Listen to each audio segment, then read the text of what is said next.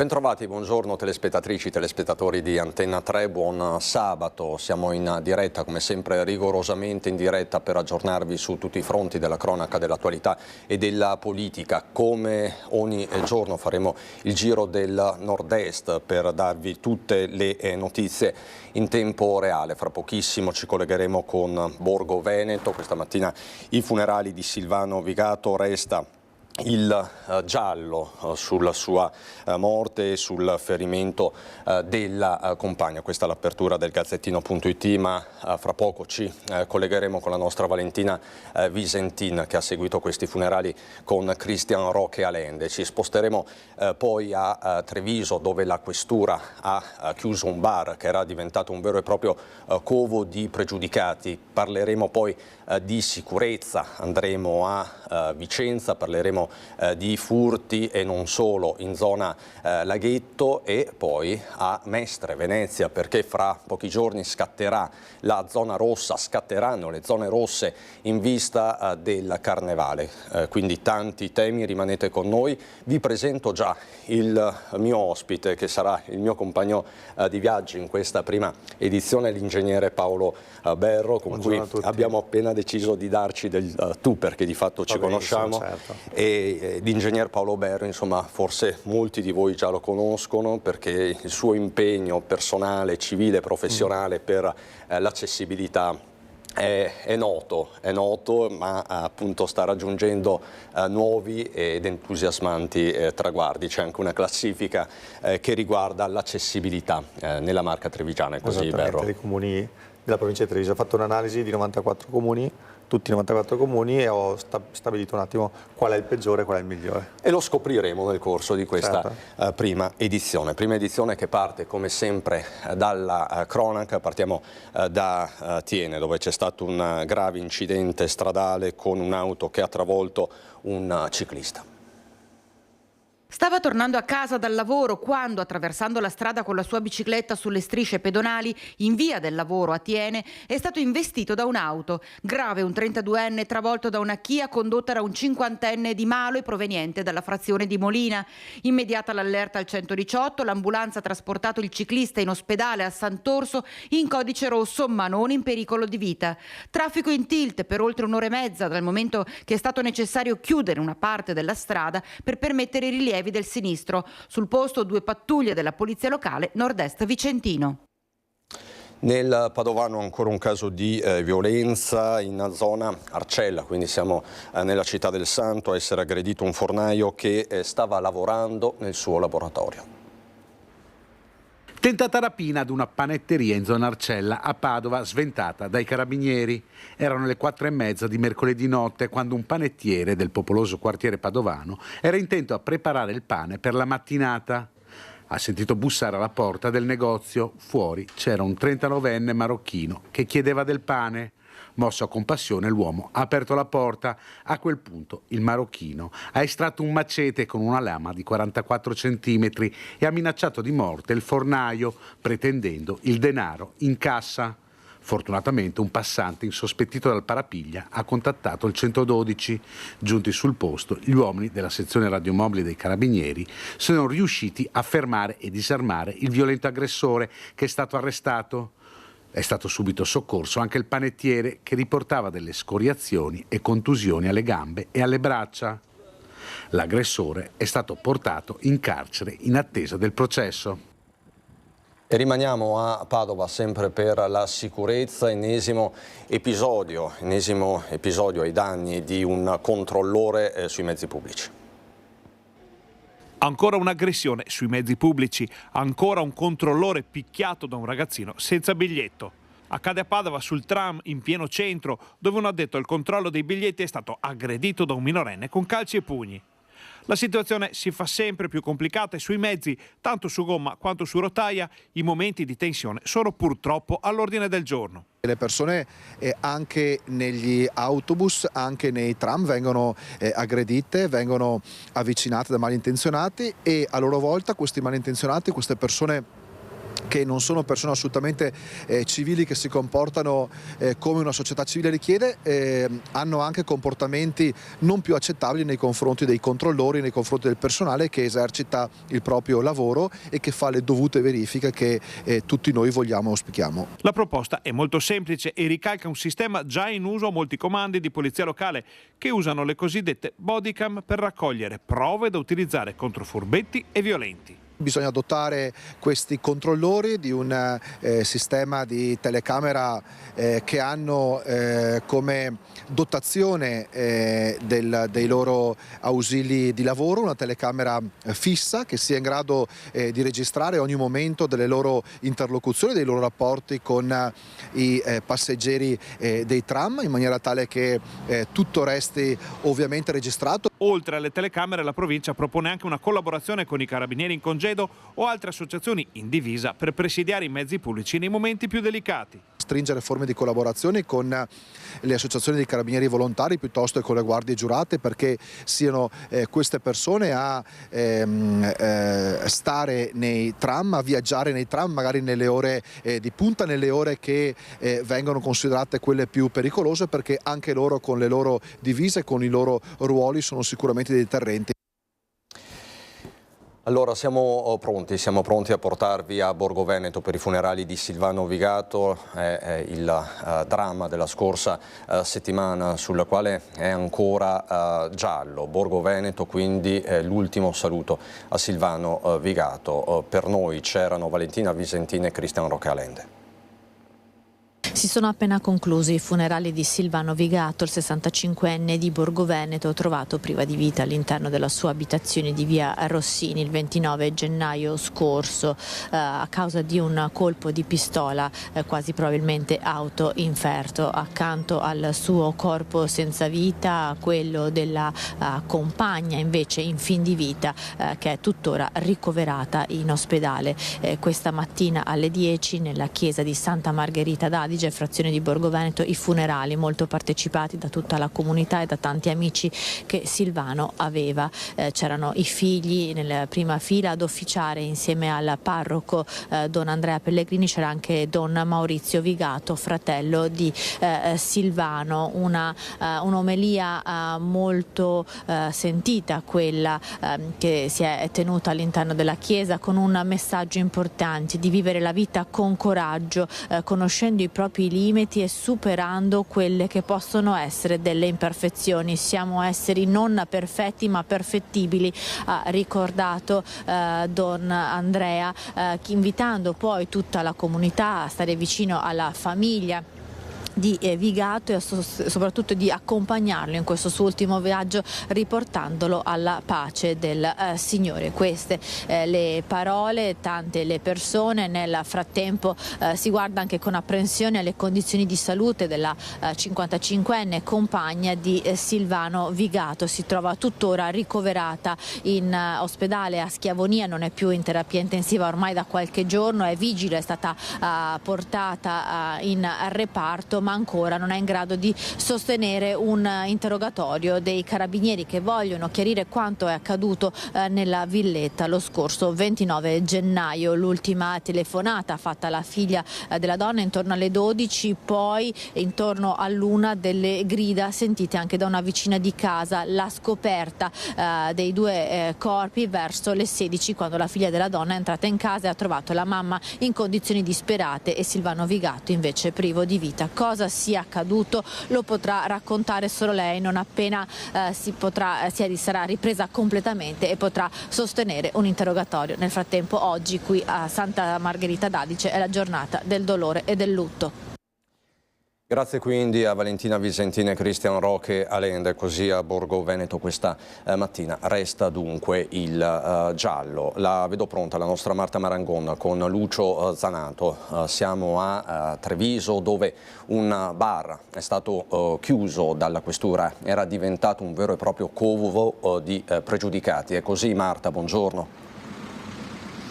Sì, Cristian, è proprio così. Buongiorno a te e ai telespettatori che ci stanno seguendo da casa. Siamo in via Gasparinetti a Treviso, nel quartiere di Santa Maria del Rovere. Quello che vedete qui alle mie spalle è il Ciapi bar che è stato chiuso dal questore di Treviso per 7 giorni nell'ambito di quell'intensificazione dei servizi di vigilanza e di controllo dei pubblici esercizi che è stato appunto disposto dal questore. Chiusura per 7 giorni perché questo locale, così proprio come accertato dai ripetuti controlli che sono stati messi in atto dai poliziotti nelle scorse settimane, era diventato un vero e proprio covo di persone, di soggetti gravati da diversi precedenti penali, alcuni dei quali anche gravi, anche di rilievo, insomma circostanza che avrebbe quindi potuto far nascere dei sodalizi di persone pericolose per l'ordine e per la sicurezza pubblica. Di qui dunque la decisione del questore di chiudere il locale sulla base, lo vedete scritto appunto proprio nel cartello che è stato apposto dai poliziotti, ai sensi dell'articolo 100 del testo unico di leggi di pubblica sicurezza. Perché è importante questo? Perché è un provvedimento che quindi non viene a costituire quella che è una sanzione nei confronti del locale, ma è volta piuttosto a tutelare la cittadinanza, perché si potrebbero appunto verificare delle situazioni di pericolosità. Questo è un quartiere che come vedete insomma è di molta frequentazione di persone soprattutto straniere, sia per quanto riguarda i residenti sia anche per quanto riguarda le diverse attività commerciali, e evidentemente qui si era venuta a creare una situazione giudicata pericolosa anche proprio per le persone che risiedono in quest'area. 7 giorni di chiusura dunque per questo locale, un tipo di servizio che la questura ha annunciato continuerà anche nei prossimi giorni e nelle prossime settimane, volto proprio a garantire la sicurezza pubblica. E da Treviso è tutto. Restituisco la linea allo studio. Grazie molte Marta Marangon con Lucio Zanato da Treviso. Ritorneremo a parlare di sicurezza in città, nel capoluogo della Marca, fra pochissimo, ma rimaniamo a parlare di sicurezza tout court, in questo caso sicurezza in laguna, anche in vista del Carnevale. Vedo pronto Filippo Fois con Simone Merlo da Mestre, se non sbaglio. Filippo, con te Flavio Tosi, buongiorno. Esatto, siamo a Mestre e siamo in compagnia di Flavio Tosi. C'è un importante incontro regionale di Forza Italia proprio sul tema della sicurezza. In particolare poco fa l'assessore e segretario Michele Zuin ha fatto un po' il punto sulla situazione in Comune di Venezia. Con Tosi possiamo anche allargare il discorso un po' a tutta la regione, perché in questo periodo poi stanno partendo o stanno per partire le zone rosse da Padova a Verona a Mestre e Venezia. Funzioneranno? Ma allora, quelle sono delle misure possibili a legislazione vigente, che sinceramente non so, bisogna provare a vedere come funzionano, dubito. Cioè perché si sposta da un'altra parte? Sì, perché si sposta da un'altra parte, perché sta gente qua, perché parliamo normalmente, lo dico tranquillamente, è la parte peggiore della società. Queste le norme se ne fregano, se gli metti un pezzo di carta in mano se ne fregano, se li mandi via tornano, perché è gentaglia. Lì servono norme diverse, questo è compito nostro, noi siamo la maggioranza di governo e dobbiamo fare delle leggi più severe, senza attenuanti, senza sconti, per chi si comporta così. Perché siccome ci sono delle nuove reati di allarme sociale che sono fatti da questa gentaglia qua, il furto, la rapina, lo spaccio, tutta una serie di reati di questo tipo, il legislatore deve fare delle norme certe, severe, non interpretabili dai magistrati, in modo tale che queste persone vadano in galera. Perché non si fanno ancora? Perché da tanto tempo che se ne parla e anche il suo partito qui a livello locale le chiede. Perché tu hai comunque in Parlamento, ogni volta che porti avanti questi provvedimenti, una battaglia furibonda da parte della sinistra. La sinistra, tutto quello che riguarda il contrasto all'immigrazione clandestina e il contrasto all'insicurezza, tu hai la sinistra che fa barricate. E hai una parte della magistratura, in Italia c'è un grande problema di sovvertimento dei poteri, perché ormai i cittadini l'hanno capito, che il primo potere è la magistratura e il secondo è il Parlamento, quando invece dovrebbe essere il Parlamento il primo, perché il Parlamento rappresenta i cittadini eletti, la magistratura no, che non vuol dire tutti i magistrati.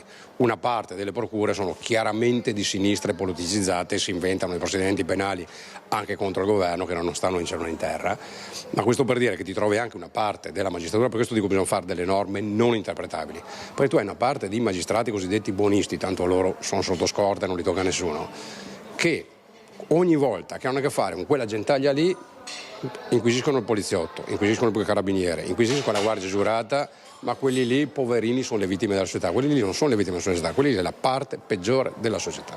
Per quello che riguarda il federalismo, invece il regionalismo, anzi la riforma Calderoli dopo la sentenza della Corte Costituzionale deve ripartire quasi da capo, perché una parte della legge dovrà essere riscritta, il che significa che forse non riusciremo a farcela entro la legislatura. Beh, allora, questo conferma in parte il tema di prima, ovvero sia il Parlamento deve sempre muoversi in punta di piedi, perché comunque c'è un potere della magistratura, in questo caso della consulta, che per carità è l'organo supremo, però ogni volta tu fai una legge c'è il rischio che qualcuno te la smonti. Insomma, non è un bel lavorare come Parlamento, come governo. Però questa sentenza c'è, ovviamente non si sperava fosse così, io poi sono per la mia storia un convintissimo autonomista e federalista, però bisogna prendere atto della sentenza, legiferare il più in fretta possibile per modificare di nuovo la riforma e ripartire con l'applicazione. Si continua a parlare di terzo mandato, questa è l'ultima domanda che le faccio, ma lei ha detto l'argomento è chiuso da un pezzo. Ma è chiuso da un pezzo per una serie di motivi. Uno, che comunque la norma nazionale non lo prevede. Due, la consulta, perché adesso c'è un richiamo alla consulta dicendo deve esprimersi. In realtà la consulta in dicembre si è espressa per i comuni, dicendo che è ragionevole che ci sia un limite di mandati per i comuni al di sopra di una certa soglia. Se l'ha detto per i sindaci dei comuni sopra i 15.000 abitanti, è ovvio che per i governatori di regioni da milioni di abitanti si esprimerà allo stesso modo. Va detto che per i poteri monocratici in tutti i paesi europei, in tutti i paesi occidentali, basta parlare del Presidente degli Stati Uniti, Presidente della Repubblica, c'è un limite ai mandati, che non vuol dire applicarlo a Luca Zaia o a Flavio Tosi quando era sindaco, vuol dire che chi gestisce il Parlamento, il legislatore, decide dei limiti per evitare le concentrazioni di potere. Il primo era stato George Washington, se non ricordo male, e quella americana è la più antica repubblica, diciamo dall'epoca contemporanea. Grazie a Flavio Tosi, noi restituiamo la linea allo studio. Filippo, grazie davvero a te, Simone Merlo e Flavio Tosi, nostro ospite, che insomma ha utilizzato soprattutto sui temi della sicurezza toni barricaderi, ma appunto la sicurezza è sempre in primo piano. Ritorniamo a Treviso. Poco fa avete visto Marta Marangon con Lucio Zanato all'esterno di quella bar di Santa Maria del Rovere, chiuso perché è diventato un covo di pregiudicati. Ebbene, c'è una coppia di ladri arrestati dalle volanti dopo una notte di furti tentati e commessi. Potrebbero essere gli autori della scia di colpi che ha interessato nell'ultimo mese la zona di Sant'Artemio, poco distante tra l'altro da quella che avete visto nel collegamento. Ai nostri microfoni parla anche un ristoratore, Michele Marsura, che è titolare della trattoria Sant'Artemio e rivela di aver subito ben 3 furti in un mese. L'intervento immediato delle volanti nel cuore della notte ha consentito di braccare 2 giovani nordafricani di 21 e 24 anni, forse gli stessi delinquenti che da oltre un mese stanno assediando la zona del Sant'Artemio tra Villorba e Treviso, dove sono tante le attività finite nel mirino. L'epilogo nella notte tra mercoledì e giovedì, quando la coppia di delinquenti tenta di entrare al ristorante L'Isola armeggiando sugli infissi dopo aver messo fuori uso le telecamere. Sono circa le 3. I proprietari al piano di sopra sentono degli strani rumori.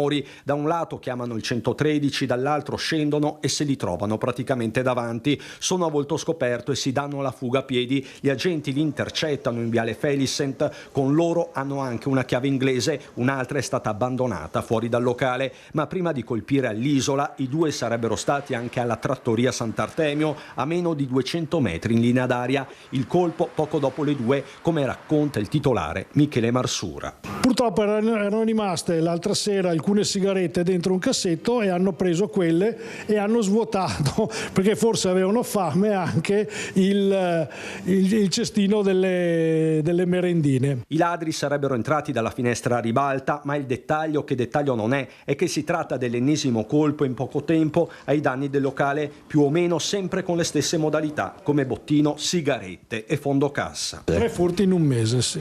3 furti in un mese. Diciamo che il secondo furto è stato quello proprio che a noi ha danneggiato di più. Dopodiché il terzo hanno trovato poca cosa da arraffare, un vero assedio, sì, diciamo. Però speriamo che adesso, visto che sono anche riusciti a prenderli, se sono quelli, insomma, a sto punto abbiano capito che non c'è più niente da rubare, quindi anche se entrano. Per entrambi i soggetti è scattata la convalida dell'arresto. Nei confronti del 21enne è stato emesso un foglio di via. Intanto, tra un colpo e l'altro, Marsura corre ai ripari. Quindi faremo una illuminazione, metteremo delle telecamere e eventualmente anche l'allarme, perché evidentemente lavorare per poi dover subire anche i furti, insomma, con la fatica che si fa tutti i giorni, diventa un po' anche frustrante per noi che lavoriamo, insomma, sono anche doppiamente mortificanti.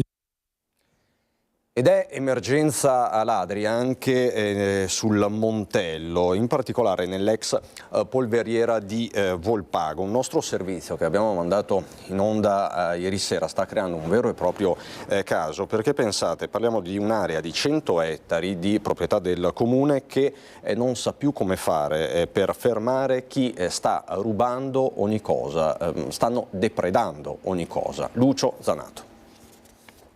I vandali entrano da qua, noi appena il comune si è impossessato della caserma praticamente, abbiamo chiuso 60 buchi con la rete elettrosaldata. E nonostante questo ogni tanto... Nonostante questo ancora tagliano e entrano.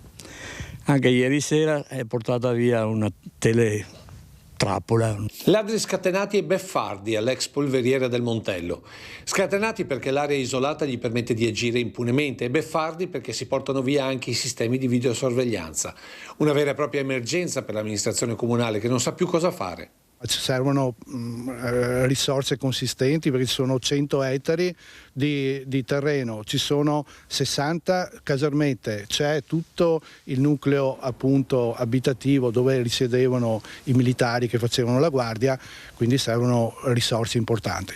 Vice sindaco che si spinge oltre, chiedendo sostegno al Ministero della Difesa con un presidio stabile. Penso alla Regione Veneto, ma anche allo Stato, perché questa polveriera, quando c'è stata la guerra fredda, aveva una rilevanza importantissima in caso di scontro appunto tra l'Occidente e l'Oriente. Quindi anche a livello storico io vedo anche il Ministero appunto italiano che potrebbe intervenire, perché qui deve risiedere qualcuno, deve esserci qualcuno, perché ogni intervento che noi andremo a fare ci sarà, se non c'è nessuno che possa controllare, sempre l'intervento di ladri che vengono a portare via tutto. Basta entrare nella zona senza amianto per vedere l'azione dei ladri, dalla cucina completamente smontata e portata via, ai termosifoni e ai quadri elettrici, fino al rame che creava una gabbia antifulmini attorno agli edifici. Tutto divelto e caricato su furgoni e camion, approfittando dell'area completamente isolata, dove al momento, se si può dire, gli unici a montare di guardia, quando possono, sono i volontari di protezione civile. E la loro presenza ha permesso comunque di acciuffare una delle tante bande all'opera, con una refurtiva decisamente di peso. Insomma, una volta tanto li avete anche beccati qua? Sì, sono stati beccati 2 persone e portati in caserma praticamente, poi stavano depredando la caserma qua di Volpago. Ma in particolare si stavano portando via il trasformatore? Stavano portando via qua il trasformatore e hanno portato via tutto il rame che c'era sopra le caserme qua. Ma per qualche quintale di rame salvato c'è la consapevolezza che in ogni momento qualcun altro potrebbe continuare a devastare la polveriera. Un patrimonio non solo economico ma soprattutto storico e turistico per quell'Italia di leva che qui ha trascorso uno spicchio del proprio servizio militare. Un tempo che qui pare essersi fermato, come testimonia questo telefono con la scheda utilizzata da generazioni di soldati per chiamare la fidanzata. Per questo in comune, come soluzione di emergenza, stanno ipotizzando anche ad un bando per un custode, recuperando la casa del maresciallo consegnatario, sperando poi nelle istituzioni regionali e nazionali per creare un presidio stabile di questo patrimonio comune che, ironia della sorte, dopo essere stato per oltre mezzo secolo blindato, ora è del tutto indifeso. In attesa di questo progetto di riqualificazione resta da capire cosa resta. Ti vedevo interessato, Paolo, a questo servizio. È un peccato vedere situazioni del genere, fa molto dispiacere. Ti posso chiedere, così chiacchieriamo di te, c'è secondo te un problema sicurezza sui territori? Tu come lo percepisci?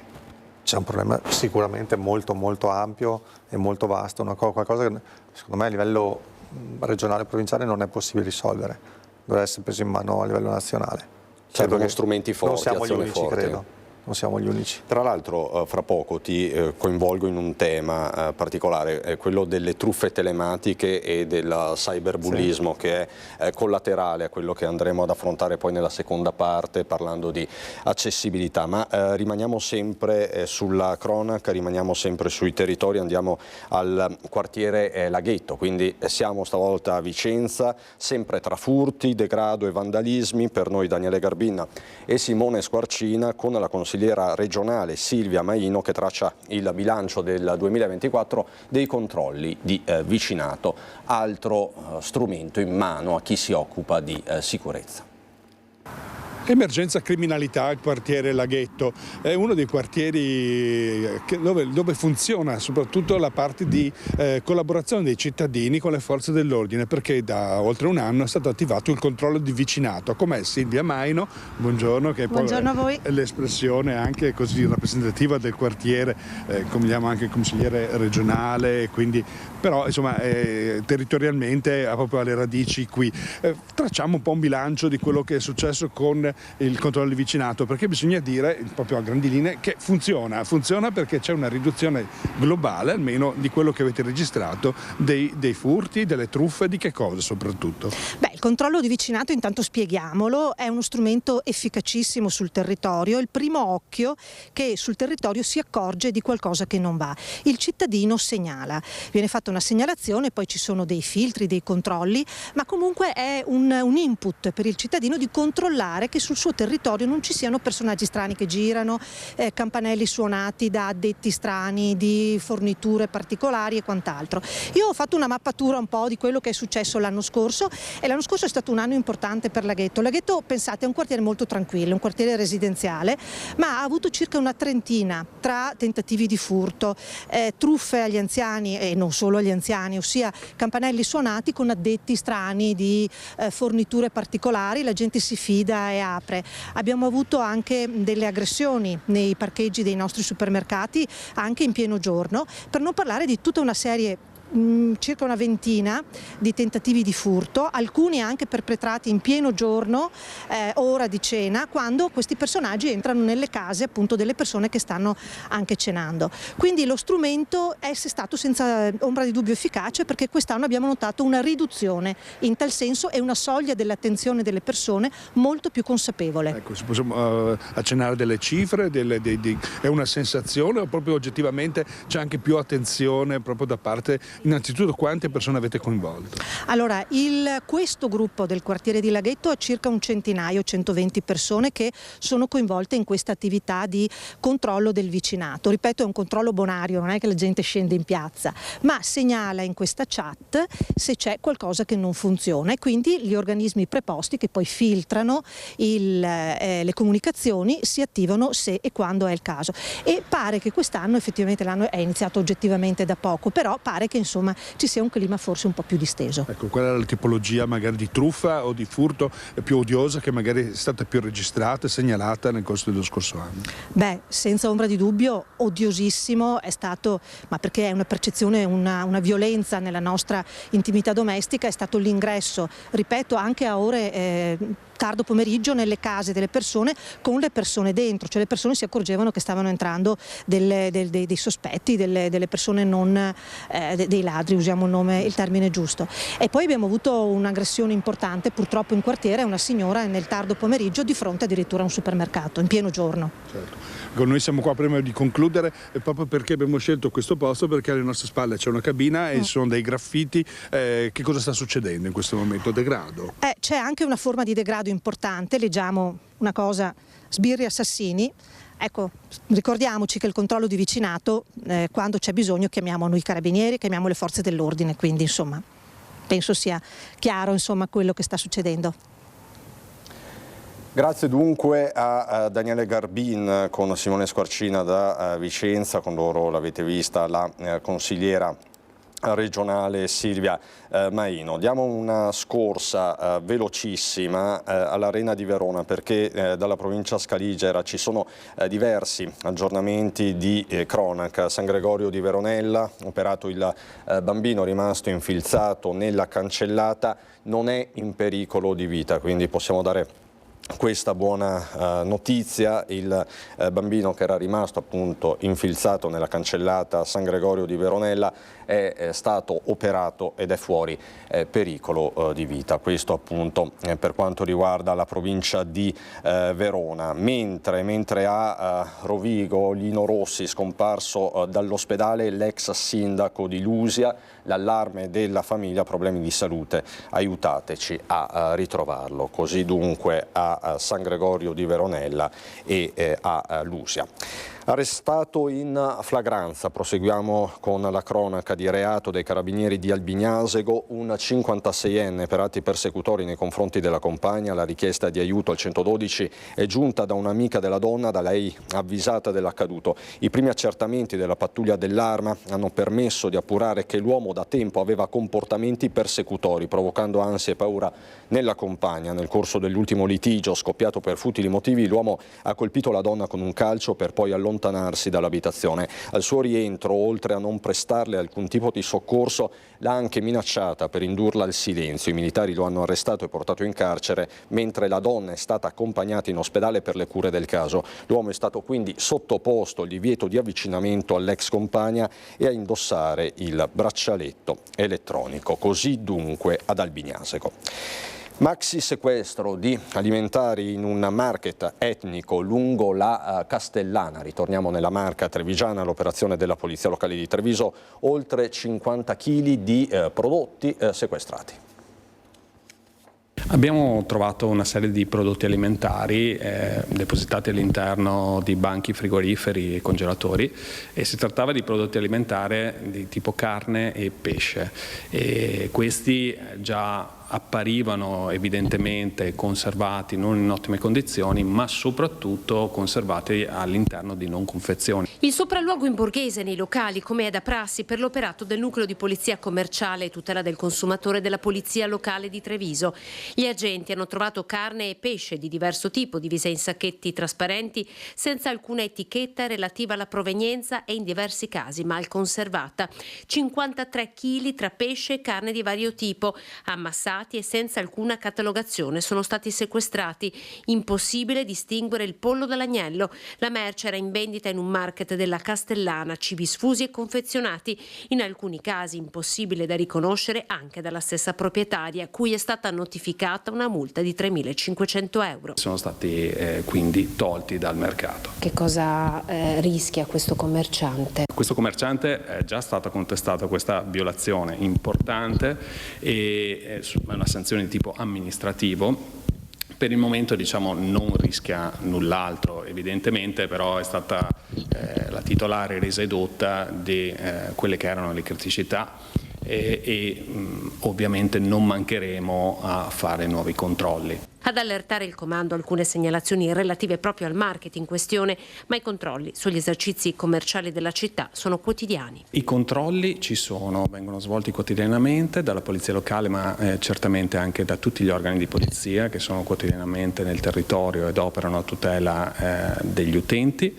E l'appello che mi sento di dire è che gli utenti non abbiano assolutamente timore a fare segnalazioni qualora riscontrassero delle anomalie o avessero dei dubbi in questo senso.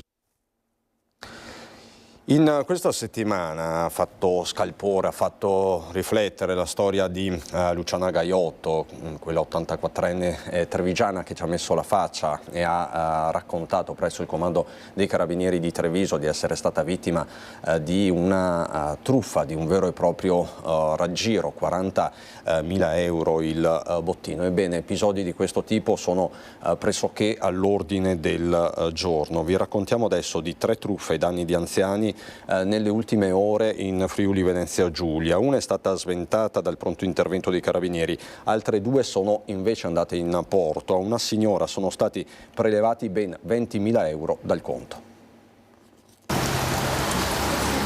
Raffica di truffe nelle ultime ore ai danni di anziani in Friuli. Dapprima denunciata ai Carabinieri di Campoformido da una signora 72enne residente a Pasian di Prato. Ha ricevuto la telefonata di un finto carabiniere, il quale l'ha convinta a recarsi in banca per cambiare i massimali per i bonifici. La signora ha fatto quello che le è stato chiesto e si è vista sottratti 20.000 euro dal conto. Avrebbe perso più o meno la stessa cifra un signore di 80 anni di Pozzuolo se non avesse avuto la fortuna di incontrare i Carabinieri sulla sua strada.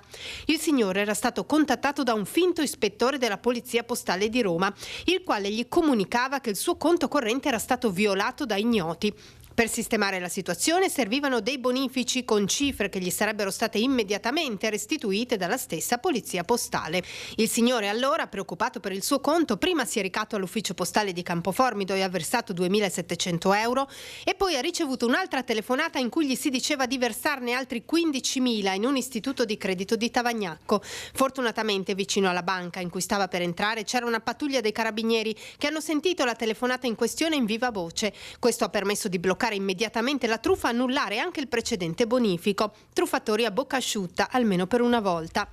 Il terzo episodio delle ultime ore è avvenuto a Povoletto. La vittima è un 75enne. Alla porta di casa si è presentato un giovane spacciandosi per poliziotto. Gli ha detto che stava facendo indagini sui furti accaduti in zona. Il finto agente ha raggirato l'anziano fino a farsi consegnare gioielli in oro del valore di circa 2.000 euro. Sono 2 i fronti principali, se parliamo di sicurezza, i furti, e vi stiamo raccontando una scia inarrestabile da mesi a questa parte, e poi le truffe, soprattutto le truffe ai danni degli anziani e più in generale le truffe online. Approfitto della presenza di Paolo Berro, che è ingegnere ed esperto di digitale e di temi appunto legati all'informatica, proprio per chiederti, abbiamo deciso di darci del tu, è un problema anche questo. Ma vedi Cristian, noi siamo ormai viviamo in un periodo in cui siamo interconnessi, siamo spinti nel digitale ormai da tutto e a questo si devono adattare anche gli anziani e sono quelli più colpiti, no, ultimamente. E c'è poca dimestichezza alla loro età perché non conoscono bene il mondo digitale come i giovani e ovviamente è molto più facile cercare di trarli in inganno piuttosto che i giovani, insomma, ecco. Quindi andrebbe aumentata la cultura informatica anche degli anziani? Assolutamente, quello assolutamente. L'accessibilità della quale mi occupo io come lavoro riguarda anche un po' questo, nel senso che un servizio più accessibile è un servizio più usabile. Un servizio più usabile è un servizio molto più semplice e molto più facile da utilizzare. Quindi anche le persone anziane con un po' più di accessibilità avrebbero la possibilità di essere un po' più sicuri di quello che fanno. Quindi una alfabetizzazione informatica fa bene a ogni età. Esattamente. Questo è il concetto. Tra l'altro fra poco avremo anche ospite il sindaco Marco Della Pietra, sindaco di Spresiano. Proprio Spresiano ha portato avanti dei corsi, porterà avanti dei corsi dedicati agli anziani, corsi di PC e tecnologie. Quindi è importante non solo per il commercio elettronico, per stare al passo con i tempi, ma per evitare appunto poi questi episodi che sono spiacevoli. Allora andiamo a Pravis Domini, quindi siamo nella zona di Pordenone. È stato arrestato un 29enne accusato di rapina ed estorsione ai danni di un operaio padovano di Tombolo, aggredito e ricattato, pensate, per mesi con la complicità di una prostituta rumena. Aggredito, minacciato e costretto a pagare. È la drammatica vicenda vissuta da un operaio 40enne di Tombolo in provincia di Padova, finito nella rete di un rapinatore e di una prostituta rumena sua complice. Era il 2015 quando l'uomo appartato in macchina con la prostituta venne improvvisamente aggredito dal 29enne. Dopo un pugno al volto e pesanti minacce, la vittima fu costretta a consegnare 140 euro. Ma quella notte non segnò la fine dell'incubo. Nei giorni successivi, infatti, il 29enne e la sua complice iniziarono a ricattarlo. La donna, che aveva ottenuto il numero di telefono dell'operaio, lo contattava ripetutamente con minacce di rovinarlo se non avesse consegnato altro denaro.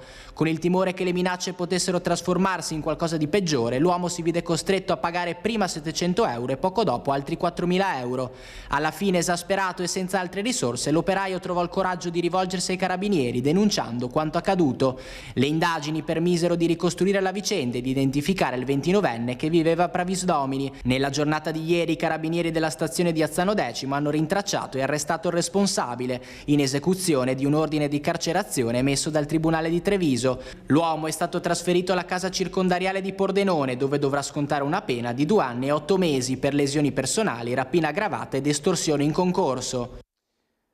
Un caso aperto, quello di Anica Panfile, la 31enne che era stata ritrovata, lo ricorderete, nel maggio del 2023 nel Piave a Spresiano. L'omicidio del Piave, così è stato soprannominato, definito un caso aperto e si è aperto anche il procedimento, come sapete, in tribunale. Unico imputato è Franco Battagia, che era stato definito il re del pesce, imprenditore a Spresiano, titolare di una pescheria ex Primula Rossa, noto alle cronache. Ebbene, la Cassazione non si esprime sulla nullità dell'autopsia sul corpo appunto di Anica, rispedendo la questione alla Corte d'Assise di Treviso. Abbiamo altre armi difensive, e dice l'avvocato di Battagia, Fabio Crea.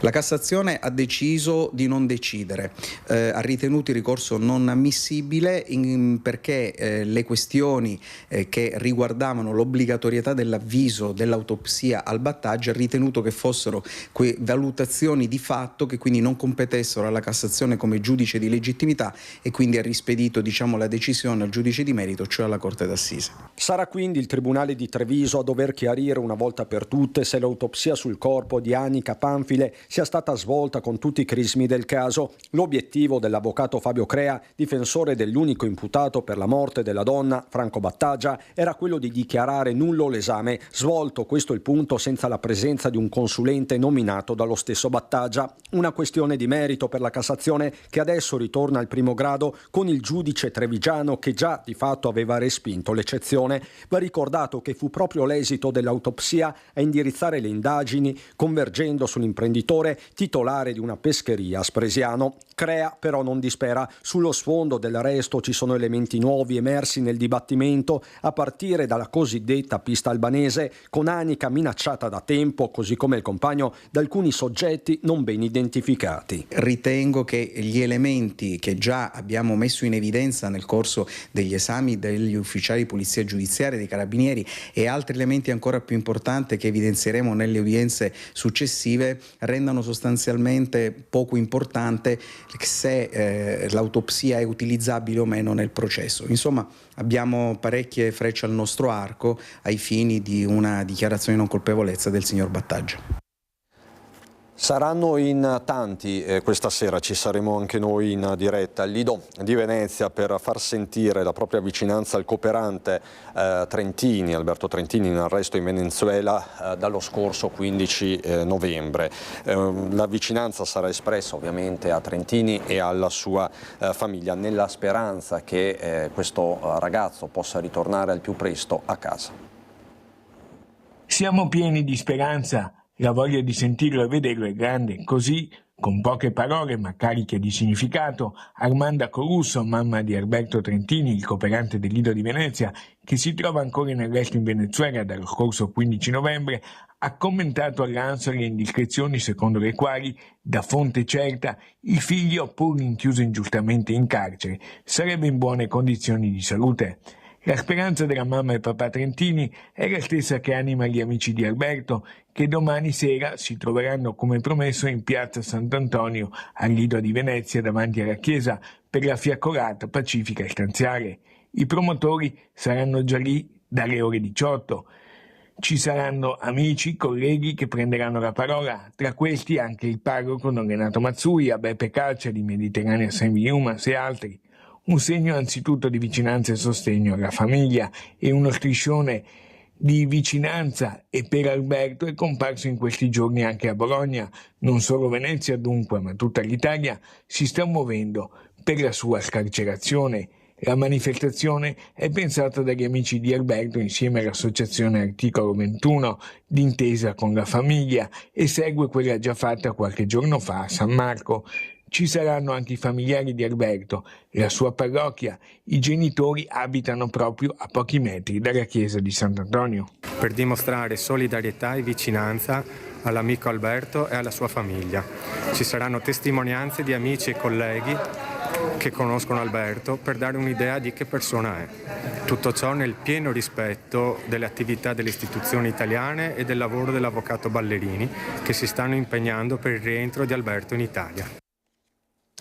Parliamo di bullismo perché per oltre il 35% dei giovani trevigiani il bullismo rappresenta una delle principali preoccupazioni. È allarmante il risultato del sondaggio realizzato dalla UIL del Veneto e reso noto nella giornata di ieri, che era la giornata nazionale contro il bullismo e il cyberbullismo.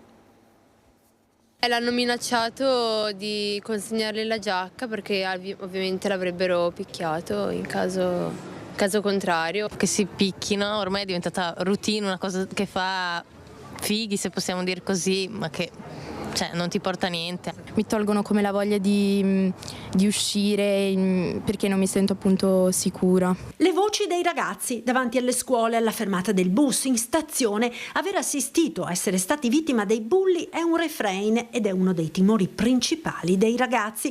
Non devono quindi stupire, anche se sconcertano i dati del sondaggio realizzato dalla UIL del Veneto e resi noti in occasione della giornata nazionale contro bullismo e cyberbullismo. 17.000 le persone alle quali è stato chiesto quale fosse il problema che sentivano maggiormente. Il sindacato pensava al lavoro, alla scuola, all'incertezza del futuro.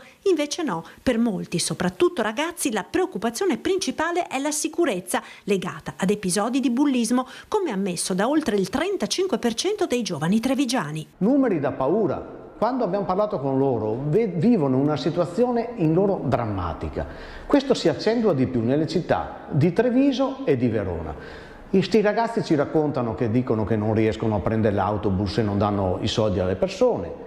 Ragazzi che se non pagano la pizzetta le cose gli vengono bullizzati e bullizzati nella maniera più brutta. Situazioni pesanti quelle raccolte dalla UIL, che sta preparando un evento per affrontare il problema. È preoccupante il fatto che spesso i giovani vittime dei bulli non trovano il coraggio di raccontare in famiglia o a scuola quanto subito. Molti di loro ci hanno raccontato che dicono ai genitori che non gli piace la scuola che fanno e cambiano scuola, ma non è la verità. La verità è che quella scuola gli sarebbe piaciuta, sarebbe stato il loro sogno. Invece, con la scusa del bullismo, col problema del bullismo, dicono che vogliono cambiare la scuola. O ragazzi che non escono di casa perché hanno paura che in giro succeda qualcosa.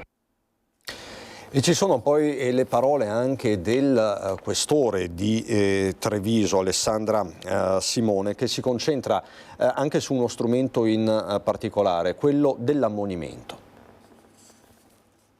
I giovani in questo momento hanno bisogno di aiuto e di una rete di protezione. Violenze fisiche, verbali o psicologiche, comportamenti vessatori nei confronti dei coetanei già da giovanissimi. Il fenomeno del bullismo preoccupa e vede le istituzioni a tutti i livelli impegnate a contrastare queste condotte, ma è un impegno che deve coinvolgere la società intera. A Treviso, città dove il problema è particolarmente sentito, la Polizia di Stato è in prima linea per avviare questi ragazzi ad un percorso di risocializzazione anche attraverso i servizi di controllo in atto in questo periodo in collaborazione con le altre forze dell'ordine. Mirati proprio a fare in modo, attraverso una più incisiva identificazione anche dei ragazzi, che la loro socialità sia tranquilla, normale e che non ci siano degenerazioni, perché poi le risse nella maggior parte dei casi sono tra di loro. Ma oltre alla repressione, sottolinea il questore, serve la prevenzione. Questi ragazzi vanno intercettati, prima che vadano alla deriva. Il cattivo esempio noi lo dobbiamo eliminare e per eliminarlo dobbiamo fare rete, dobbiamo convergere tutti attorno a questi ragazzi che hanno difficoltà per un'opera di risocializzazione. Non possiamo pensare che solo la repressione funzioni, perché sono giovanissimi e quindi hanno tutta la vita davanti. Tra i nuovi strumenti è stato rafforzato dal legislatore il ruolo del questore quale autorità di prevenzione sociale. L'ammonimento del questore per bullismo è uno strumento importantissimo che può essere utilizzato da chi subisce angherie accompagnato dai genitori e fa sì che attraverso un provvedimento amministrativo, quindi senza incidere attraverso procedimenti penali, si possa arrivare a dei risultati eccellenti, quali la presa di coscienza del giovane delle azioni che compie e un percorso di risocializzazione. Tema collaterale, quello degli atti vandalici, ce ne sono stati parecchi a Tezze sul Brenta, in alcuni cimiteri comunali, con l'amministrazione che sta correndo ai ripari. Per identificare eventuali responsabili di queste azioni odiose abbiamo installato sia nel cimitero di Stroppari sia in quello di Belvedere delle telecamere che sono collegate con la fibra e quindi possiamo vedere tutte le immagini. In un caso e anche nell'altro vengono inquadrate tutte e due le entrate, a Belvedere quella a nord e quella ad est e a Stroppari quella a sud e quella ad est, quindi si possono assolutamente vedere e verificare. Così il comune di Tezze sul Brenta intende mettere un freno agli atti vandalici che si sono verificati di recente nei cimiteri di Stroppari e Belvedere. Per quello del capoluogo bisognerà aspettare ancora qualche mese dopo aver superato alcuni problemi tecnici. Gli occhi delle telecamere permetteranno di individuare e sanzionare i responsabili dei vandalismi, ma secondo il sindaco occorre un cambiamento di mentalità. Credo che sia un problema di civiltà, ormai lo dico in tutti i modi, non è assolutamente pensabile di mettere il territorio sotto osservazione, no, tutto dobbiamo rilevare tutto, no, dobbiamo istruire, dobbiamo pensare che insomma un po' di civiltà, un po' di comprensione, un po' di aiuto reciproco, un po' di, non so come definirla, insomma, buona educazione. Vi mostro questo post della sindaca di Capellamaggiore Maria Rosa Barazza, quindi siamo nell'Alta Marca Trevigiana, nella zona del Vittoriese. Questa mattina la polizia locale ha visionato le telecamere del parco giochi di via Trevisani nel Mondo. Dalle riprese si vedono nitidamente le facce dei due ragazzini che hanno imbrattato con una bomboletta spray il fungo e lo scivolo. I ragazzi, non appena saranno identificati, verranno convocati insieme ai loro genitori, dovranno riparare di persona il danno arrecato o comunque, se non riusciranno a farlo, dovranno pagare il costo per il ripristino. È ora di dire basta a questi atti intollerabili di vandalismo irrispettosi negli spazi comuni e del valore delle cose. Qui vedete le immagini di questi atti di vandalismo al parco, siamo a Capellamaggiore, delle scritte sarebbero comparse anche in altri muri, in altri luoghi del comune, però appunto a quanto pare questi soggetti sono stati riconosciuti e si tratta di ragazzini.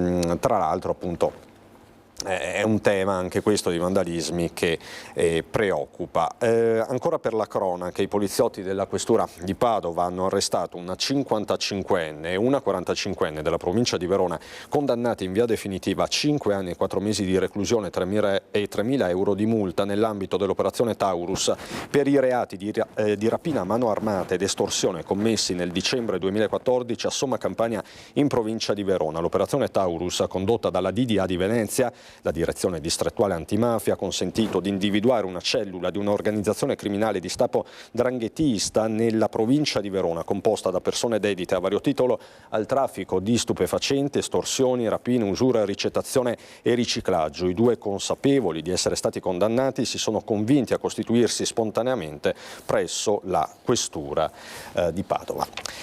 E noi voltiamo pagina e ci occupiamo di commercio, perché un quadro decisamente in chiaroscuro, più scuro che chiaro, emerge da una fotografia fatta al settore padovano.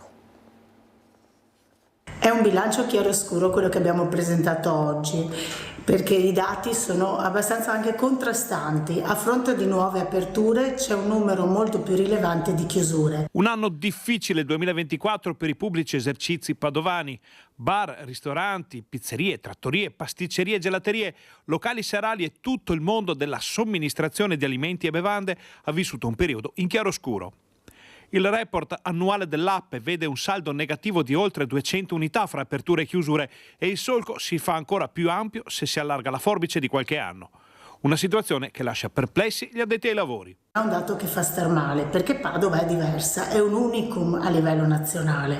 A Padova si è inventato l'aperitivo, a Padova è importantissima la socialità, Padova ha un'enogastronomia invidiabile. Quindi dobbiamo fare di tutto per invertire questa tendenza negativa che riguarda le chiusure dei pubblici esercizi. Ci sono inoltre ancora grosse difficoltà nel reperire personale, un dato piuttosto strano che non si è ancora liberato delle scorie post-Covid, ma il numero degli occupati nel settore è molto importante. Il dato positivo invece è che i 4.100 pubblici esercizi di Padova e provincia danno lavoro a 15.000 persone e di questi 15.000 più della metà sono di genere femminile, quindi un dato fortemente attivo, positivo e addirittura superiore alla media nazionale. Un'altra statistica che preoccupa il comparto è quella della durata dei locali, perché nell'arco di 7 anni la media vede 6 locali su 10 cessare la propria attività.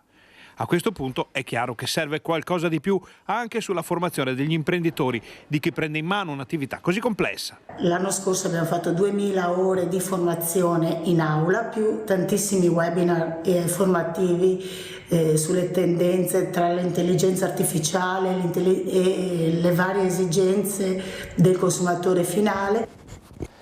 Allora, facciamo così, ve l'ho già presentato, ve lo ripresento se vi siete messi in contatto soltanto ora, l'ingegnere Paolo Berro, che da anni si batte per l'accessibilità contro le barriere, ha ottenuto numerosi riconoscimenti, ma poi appunto avremo tempo e modo di parlarne a lungo, anche perché ci sta raggiungendo il sindaco di Spresiano, Marco Della Pietra, che è anche presidente del centro studi amministrativi, perché la sfida, si parla tanto di intelligenza artificiale, però la sfida è quella di rendere accessibile la tecnologia presente a tutti, perché può essere un valore aggiunto. Ma ne parleremo fra pochissimo, anche parlando dei tanti obiettivi che Paolo Berro sta perseguendo. Volentieri. Quindi a fra pochissimo.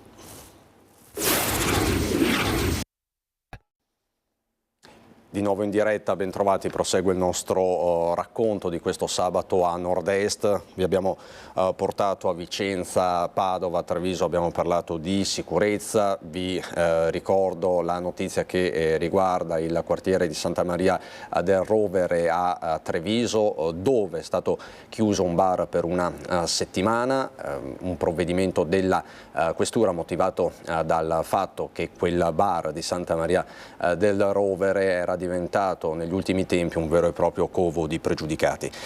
Poi appunto vi do una carrellata di notizie, possiamo vedere insieme il Gazzettino.it, l'home page, il funerale di Borgo Veneto, ci siamo collegati con Valentina Visentin e Cristian Roque Alende, il giallo che resta sulla morte di Silvano Vigato, trovato morto lo scorso 29 gennaio in casa, dove era stata trovata ferita gravemente anche la compagna. Alla celebrazione c'era anche il fratello Don Maurizio. Hai messo sulle nostre spalle, ha detto, una croce pesantissima, resta un fascicolo aperto, resta un'indagine in corso. E poi ancora San Gregorio di Veronella, questo bambino di 10 anni che ha tentato di scavalcare una cancellata, è scivolato con la gamba che è rimasta infilzata alla ringhiera, si trova in ospedale, ma poco fa appunto c'era appunto la notizia, l'aggiornamento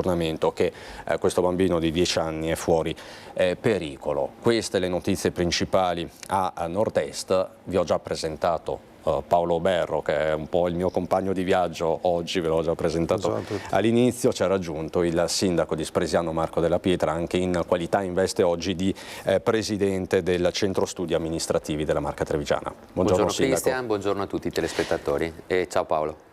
Allora, i temi dell'accessibilità. È importante fare il punto, abbiamo del tempo a disposizione perché si parla tanto di tecnologia, di rischi connessi alla tecnologia, ma ci sono anche delle opportunità evidenti e la storia, l'impegno personale e professionale di Paolo Berro lo dimostrano quotidianamente. Allora Paolo, abbiamo deciso di darci del tu, continuiamo a darci del tu, però vorrei che fossi tu a raccontare la tua storia e i traguardi che hai anche raggiunto. Noi abbiamo, le ha preparate Alessandro Granziera, che ringrazio, abbiamo anche delle immagini che raccontano il tuo percorso. Prego Paolo. Ok, sì, non sono un amante del parlare molto di me stesso, però insomma un minimo di riassunto lo facciamo. Io ho avuto un incidente stradale nel 1998, avevo 21 anni, in auto, e sono rimasto paralizzato dalle spalle in giù, una lesione alla cervicale, alla terza quarta vertebra cervicale, mi ha prodotto insomma una lesione completa e una paralisi di arti, braccia, spalle, gambe. E dopo un anno di riabilitazione, lontano da casa, sono tornato a casa, ho avuto problemi nel riprendere a studiare ingegneria meccanica che frequentavo a Padova, e perché Padova non mi dava il supporto durante tutto il viaggio, ma solo in sede universitaria. Quindi ho chiesto un aiuto ai giornali quotidiani e mi ha risposto Barbara Palombelli con il Politecnico di Torino, e mi hanno proposto di sviluppare un progetto pilota per sviluppare un corso di laurea a distanza. Ho accettato, sono stato avanti, mi sono laureato in ingegneria meccanica, poi in ingegneria logistica, e nel frattempo mi sono dato da fare in ambito informatico, in quanto essendo già un appassionato insomma, di informatica, ho cercato di trovare delle soluzioni per poter migliorare sia la mia vita che la vita delle persone con disabilità. E quindi ho avuto accesso appunto alle prime informazioni sull'accessibilità all'epoca, ho contattato a Roma degli onorevoli per poter chiedere di sviluppare questo progetto, ho avuto l'ok dell'onorevole Campa e dell'onorevole Palmieri, abbiamo sviluppato un progetto di legge che adesso è diventato legge stanca, valido dal 2004, e ancora oggi è la migliore legge a livello europeo sull'accessibilità digitale. È una bella soddisfazione. Sì, molto. Dimostra anche un certo carattere. La più bella è stata quando mi ha chiamato al Quirinale il Presidente Ciampi nel 2006 e mi ha conferito la nomina di Cavaliere al Merito della Repubblica proprio per il merito nell'accessibilità. E abbiamo le immagini, le stiamo vedendo, preparate da Alessandro. Ma insomma, tu sei stato anche recentemente a Roma. Ho contribuito da casa in videoconferenza grazie all'accessibilità. Faccio parte di una commissione interparlamentare voluta dall'onorevole Ciocchetti, che è parlamentare adesso nell'attuale governo, ed è una commissione che appunto verifica e discute sull'accessibilità digitale in Italia. Fanno parte 12 persone chiedo scusa, 12 persone, quindi è una task force, sì, diciamo. C'è una squadra Comitato di 12 tecnico persone, scientifico. nel comitato tecnico, scusami, non mi ricordavo. Faccio parte di queste 12 persone, una delle 12, e contribuiamo con le nostre professionalità a poter migliorare tutto quello che riguarda l'accesso ai dati a livello nazionale. È un tavolo permanente? Sì, assolutamente sì. Fra poco ci arriveremo perché abbiamo dei dati interessanti che riguardano i comuni della Marca Trevigiana, come sono messi, se ci sono dei miglioramenti da fare, ma insomma ci arriviamo per gradi. Rivedendo quelle foto, rivedendo la foto per esempio con Ciampi, che emozioni, che ricordi hai? Ma è stato un onore incredibile, nel senso che è stata una delle esperienze più forti e più toccanti nella mia carriera lavorativa e studentesca. E lì sto consegnando la mia tesi di laurea, che è stata appunto la prima tesi di laurea, quindi nel 2006-2005. La tesi riguardava appunto un brevetto che ho sviluppato per una carrozzina che consente l'accesso in automobile molto più facilmente rispetto al trasporto a peso, no? da carrozzina sedile. e è rimasto molto colpito, gli è piaciuto molto e è stato molto soddisfacente la cosa. Ecco, tra l'altro io ti chiedo scusa perché nel sottopancia mi sa che ho messo ingegnere informatico. In realtà tu sei ingegnere meccanico e logistico. Sì, e ovviamente hai sviluppato poi nel corso degli anni nuove competenze in materia digitale, certo, e tecnologico, insomma. Quindi sei un ingegnere a 360 gradi, sì, diciamo così. Sì. Ecco, ma quindi la tua storia personale è diventata impegno? Assolutamente. Cerco sempre di trasformare quello che è utile in una sorta di divertimento. Un divertimento però che ha una responsabilità enorme e a livello di accessibilità posso dire che sono uno dei primi ad aver avuto appunto contatto con questa tematica e l'ho sviluppata molto, quindi penso di poter essere molto preparato in ambito informatico. Paolo Berro è, lo possiamo dire, sindaco, un orgoglio trevigiano. Assolutamente sì, è anche un grande amico, quindi per me è un doppio orgoglio.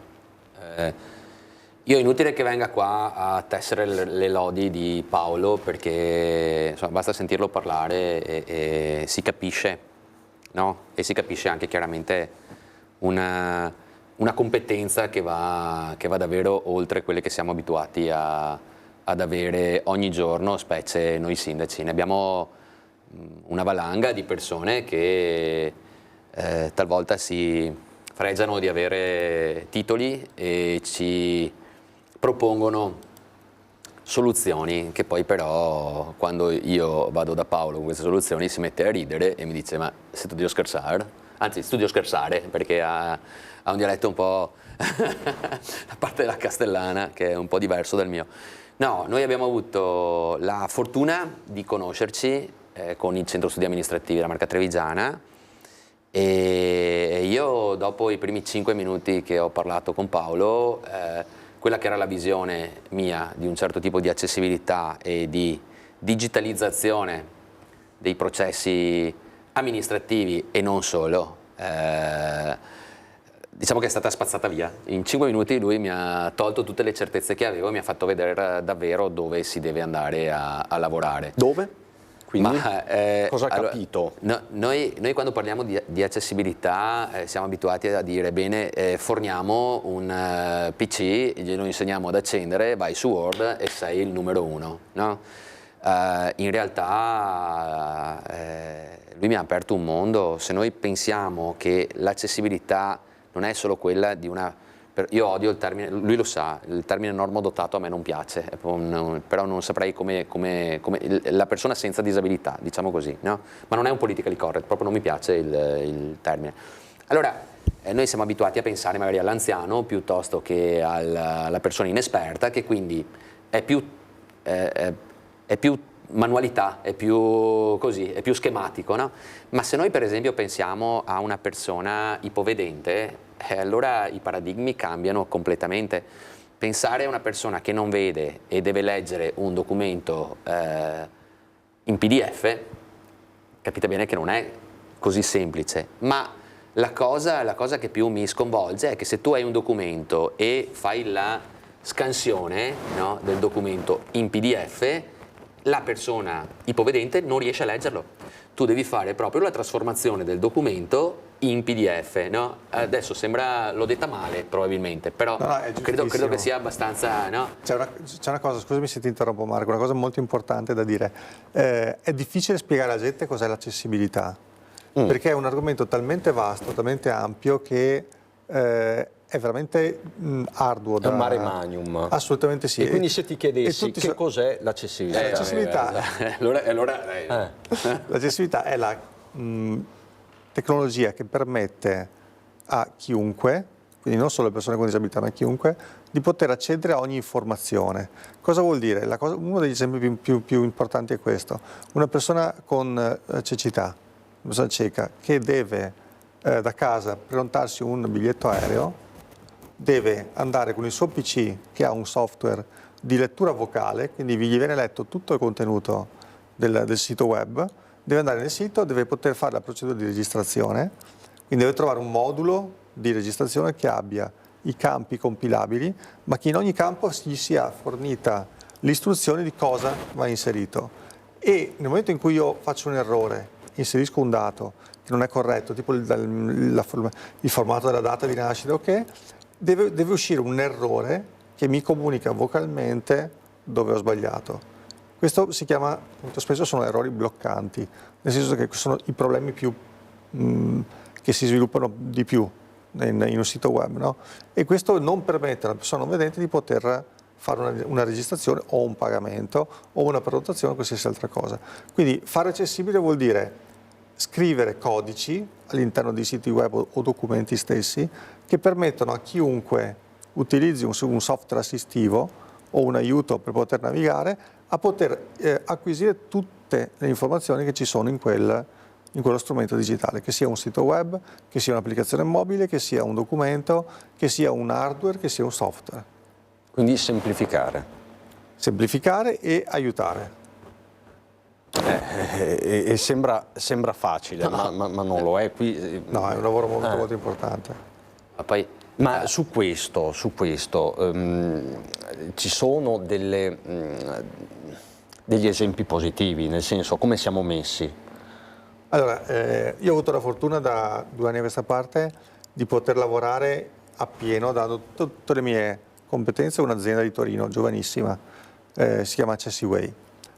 Io sono il secondo più anziano all'interno dell'azienda, io ho 48 anni adesso, e l'età media dei dipendenti è di 29 anni, l'amministratore ha 25 anni, quindi è un'azienda veramente forte e abbiamo l'occasione di avere quasi tutte le aziende bancarie, tutte le assicurazioni, tutti i servizi farmaceutici, le grandi catene di alimentari, con tutte le aziende che al momento, per la legge Stanca, che è la legge che regola l'accessibilità in Italia, devono essere conformi già adesso all'accessibilità. Non sono tutti conformi, la situazione non è ancora delle migliori, però stiamo lavorando veramente bene perché ormai la gente capisce, anche a suon di multe, purtroppo, che è necessario che tutte le informazioni vengano date a chiunque. Non solo a livello legislativo, ma anche a livello economico, perché comunque la fetta di mercato, in Italia parliamo di circa 3 milioni di persone con disabilità che fanno fatica ad accedere al digitale e con disabilità grave. Oltre a queste ci aggiungiamo gli anziani, ci aggiungiamo le persone che hanno delle disabilità transitorie o temporanee e siamo a circa 1/6 della popolazione. Quindi una persona su 6 fatica proprio ad accedere ai servizi digitali. Assolutamente sì. Per N motivazioni. Assolutamente sì. Che siano anagrafiche. Fatica e ha bisogno di un aiuto. È un dato importante che ha un impatto poi quotidiano. Assolutamente sì. Però io, quando c'è Paolo, io 2 cose le devo dire e le dico anche adesso e le dico sempre. Puoi fare outing? No, volevo dire che gli voglio bene, cioè Gaddo lauree, 2 laureate tra l'altro, quindi sono 2 lauree che si prendono ingegneria meccanica e logistica. Allora, io sono uno terra e a me gli esempi sono le cose che più arrivano, ma d'altronde se no non sarebbero esempi, giustamente. Lui 2 cose proprio mi hanno sempre segnato, no? Allora, la prima è quella del font, adesso lo chiamiamo font perché Allora, noi siamo abituati a leggere quotidianamente in tutti i siti possibili e immaginabili un font preciso che non so il nome, ma è sempre quello. E ci facciamo caso noi che la L, la L, spesso è uguale, la L minuscola è spesso uguale alla I maiuscola. Ora pensate, per una persona non vedente che deve farsi leggere tutto quello che c'è scritto, cosa salta fuori?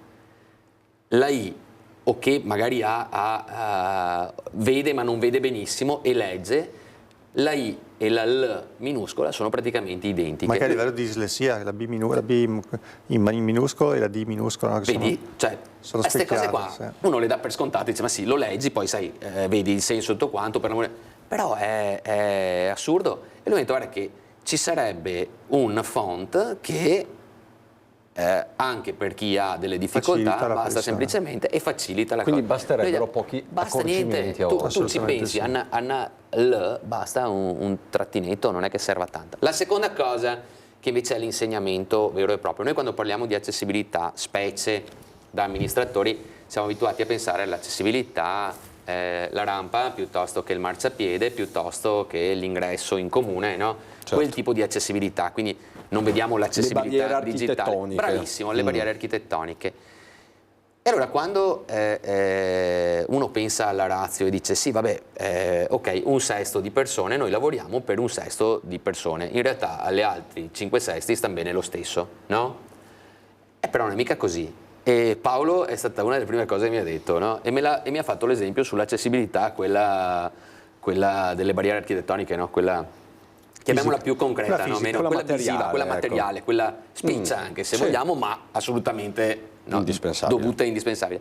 E mi ha detto, guarda Marco, che se tu crei accessibilità per le persone che hanno difficoltà, in realtà ne beneficia anche la parte che non ha bisogno o non ha l'immediato bisogno del.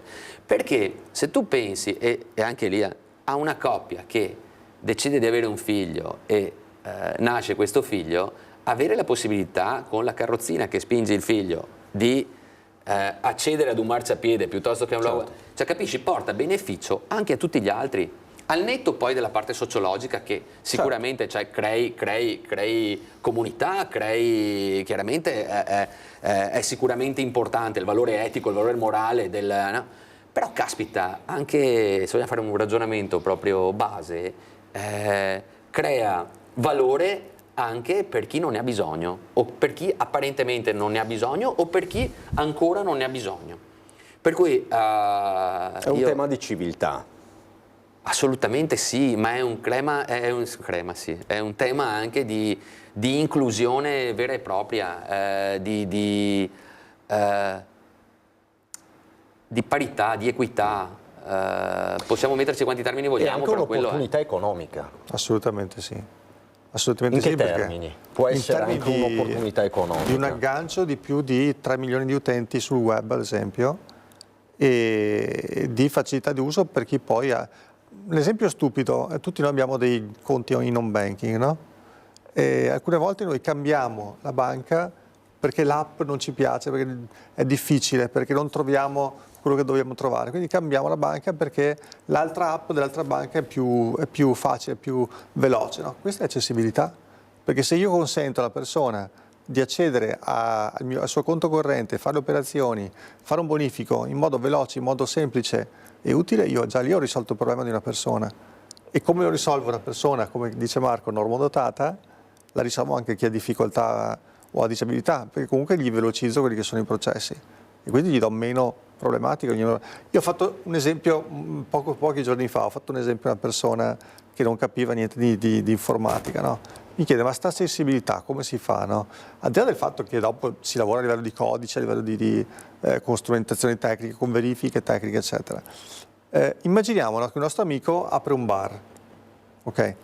Questo bar ha una porta d'ingresso senza maniglia e per arrivare alla porta d'ingresso c'è un gradino di 1 metro.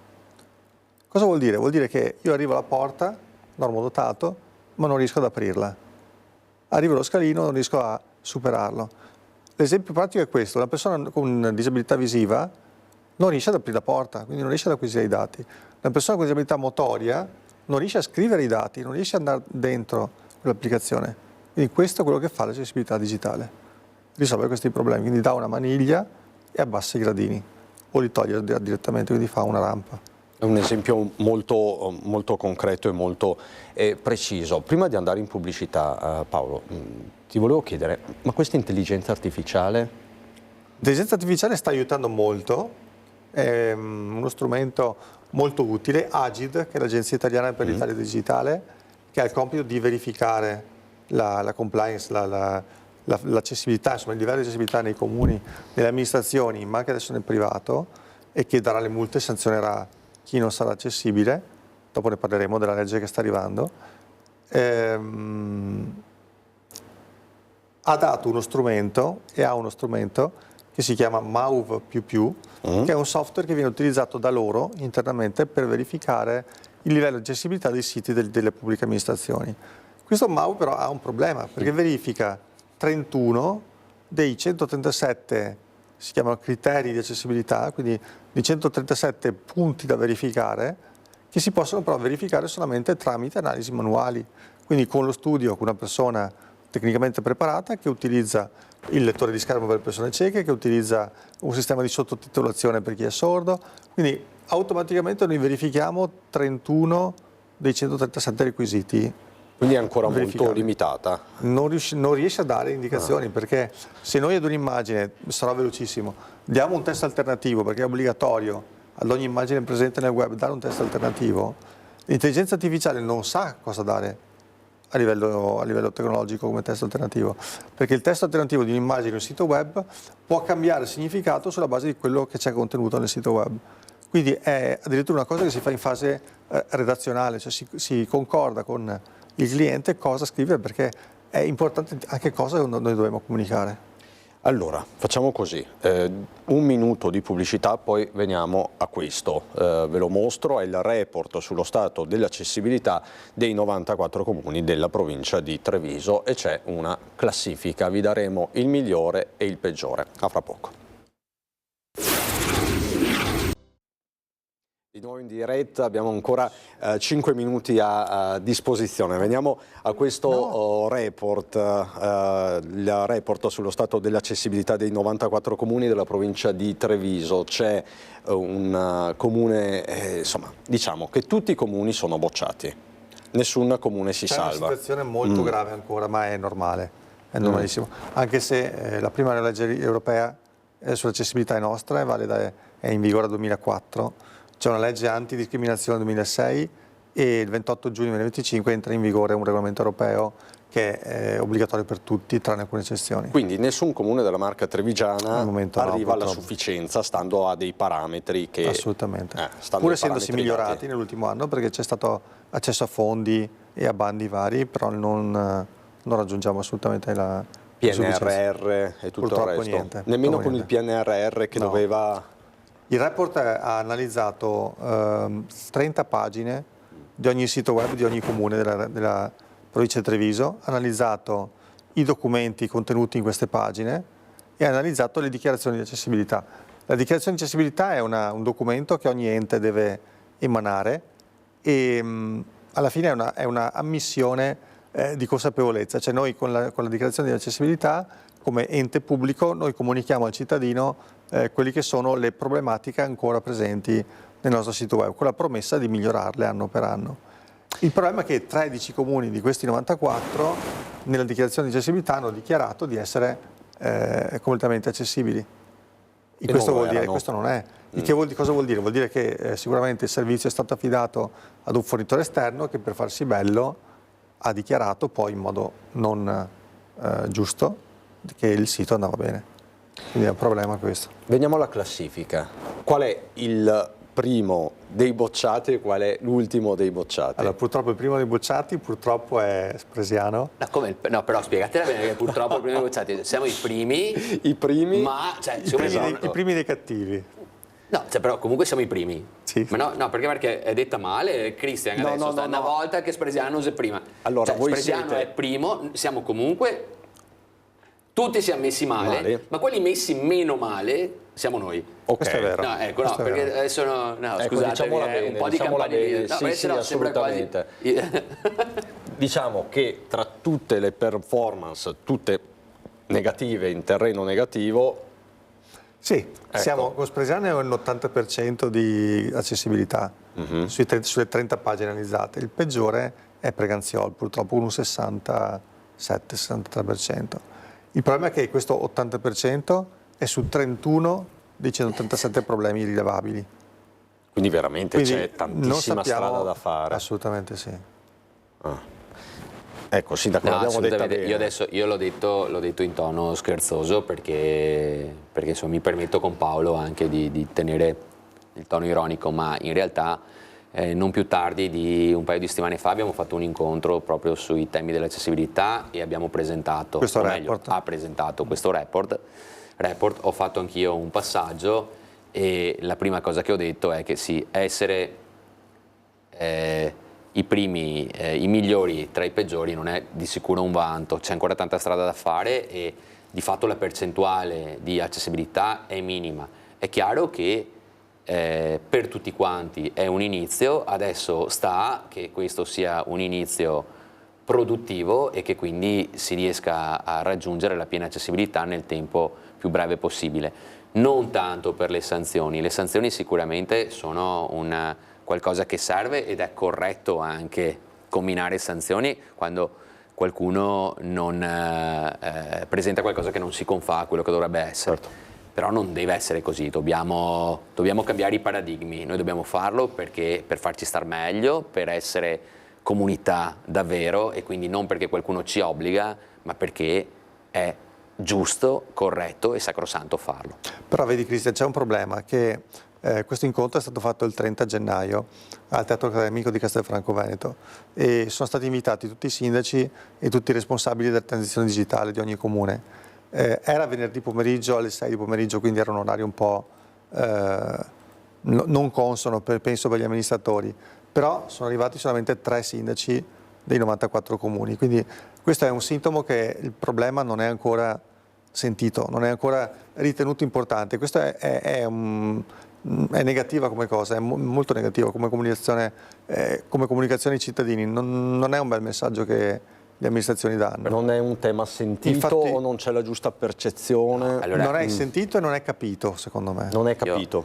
Io spezzo una lancia a favore delle amministrazioni. È chiaro, anche a me è dispiaciuto vedere il teatro non propriamente pieno in ogni ordine di posto, però credetemi, i cambiamenti che stiamo vivendo come amministrazioni in questo periodo sono tanti, sono epocali. Guardate, io che per questioni proprio di ruolo frequento spesso il centro studi amministrativi, abbiamo fatto un convegno sulla riforma accrual l'altro giorno e vi dico, c'è davvero ci sono davvero cambi epocali in itinere. Io non credo che non ci sia sensibilità, bisogna perseverare, bisogna comunque tirare le giacchette per chiedere attenzione, però io sono convinto che, Paolo, guarda, molto più di qualche tempo fa sia una cosa sdoganata. Approfitto del Presidente del Centro Studi qui al momento. Adesso lo chiamo. Per poter... no, io proporrei a questo punto un piccolo webinar, una lezione in videoconferenza a tutti i sindaci per poter spiegare appunto l'importanza di queste problematiche.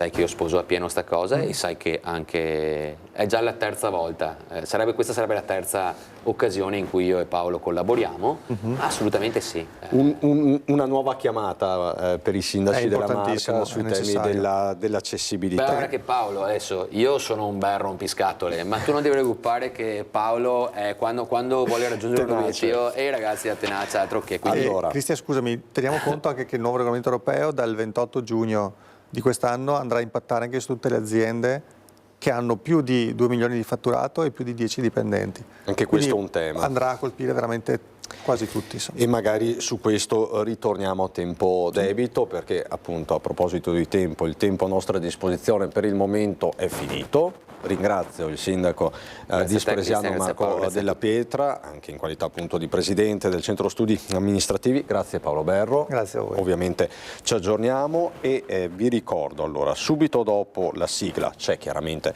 il meteo, agricoltura con Lucio Zanato e alle 14:30 il film Tra la terra e il cielo, un film drammatico del 2015, quindi pomeriggio da non perdere su Antenna 3. Noi rientriamo in diretta con informazione a partire dalle 18:30 TG regionale, 19 Venezia, 19:30 Treviso con Belluno. Grazie alla regia, grazie a Mattia Pizzaia e Alessandro Granzera, grazie a tutti voi per la cortese attenzione, buon proseguimento.